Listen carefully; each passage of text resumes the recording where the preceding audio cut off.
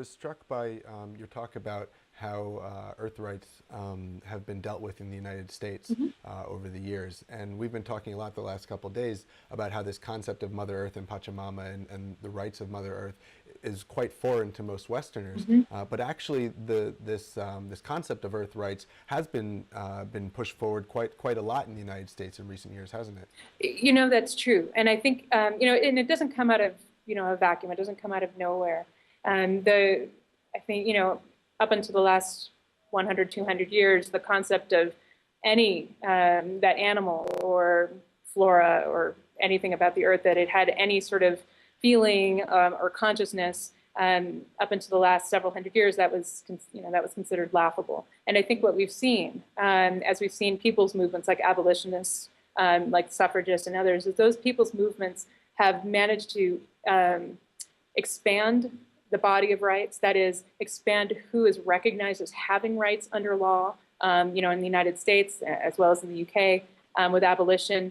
When that was able to be adopted through law in the United States, it took not only a civil war, but amending the Constitution to end slavery, that suddenly there was an expansion of rights for the freed slaves, similarly with the suffragists for women. And I think this concept of expanding the body of rights is a really important one. I think it's very difficult.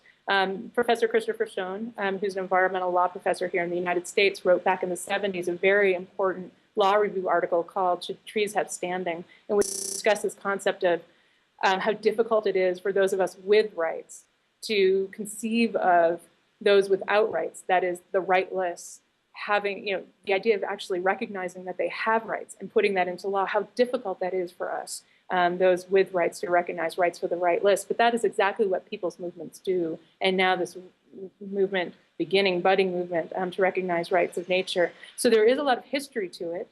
And there's been a lot of discussion, especially with animal rights philosophers and writers and so on, as well as those who are focused on the environment as a whole.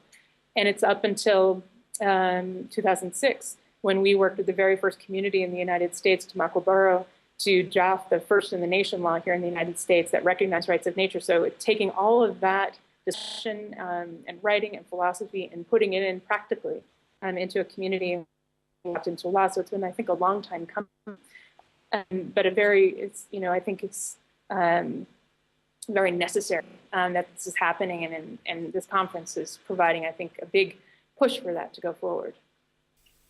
Marie, it's been an absolutely fascinating conversation, and it's brilliant to be able to connect with you and to be able to get some of this discussion out to a wider audience as well. So thank you very much for joining us. We'll leave it there, and I'm sure this is something we'll be discussing a lot in the coming days' coverage. Thanks very much, Marie. Thank you.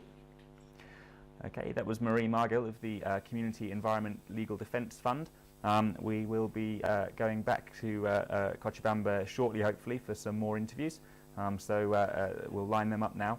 And I believe the tech team are working away on that. Jeff, what did you make of that?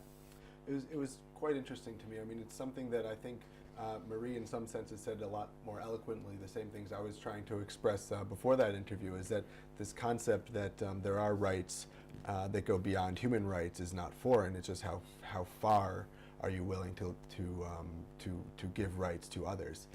And I think our viewer who posed that question on oneclimate.net really hit the nail on the head. I mean, the question is, how far is each individual willing to go? Because every right, not every right, but in many cases, one person's right or one being's right conflicts with another being's right.